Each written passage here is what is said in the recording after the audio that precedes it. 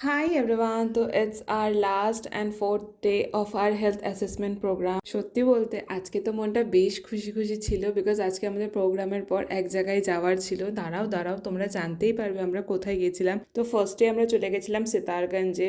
ওখানে আমরা আমাদের টাস্কগুলোকে কমপ্লিট করার একটু খিদেই পাচ্ছিল, তাই আমরা সমোসা খেয়ে নিই অ্যান্ড ফাইনালি আমরা আমাদের ডেস্টিনেশনে চলে আসি। হ্যাঁ, আমাদের আজকে নানক মাত্তায় আসার কথা ছিল আর আমরা চলেও এসেছি।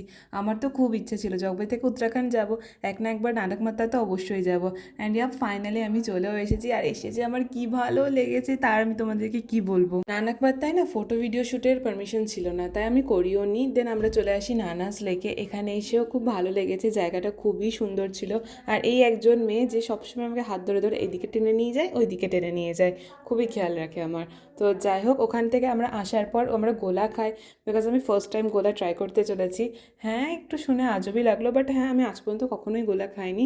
তো আজকে ফার্স্ট টাইম খাবার খেয়ে তো আমার বেশ ভালো লেগেছে। দেন সারাদিন ঘোরাঘুরি করার পর বিকেল গড়িয়ে গেছিল আর আমরা চলে আসি এক জায়গায় লাঞ্চ করব বলে। তো এখানে আমাদেরকে কিছুক্ষণ ওয়েট করতে হয়েছিল, তাই আমরা বাইরে দাঁড়িয়ে একটু ফটো ভিডিও শ্যুট করছিলাম। দেন আমাদের খাবার চলে আসে। আর আজকের মেনিউতে তো প্রচুর কিছু ছিল, এত কিছু আমি বলতে গেলে ভিডিও অনেক লম্বা হয়ে যাবে। তো যাই হোক, অন্যদিন না আমার আইসক্রিমের ক্রেভিং হয় না, বাট আজকে কে জানে খুবই হচ্ছিল। তারপর ম্যাম বললো যে কলেজ যখন যেতেই হবে একটা তো তাড়াতাড়ি গিয়ে কী করবে, একটু লেট করেই যাও। তাই আমরা সবাই মিলে নাচানাচি করছিলাম।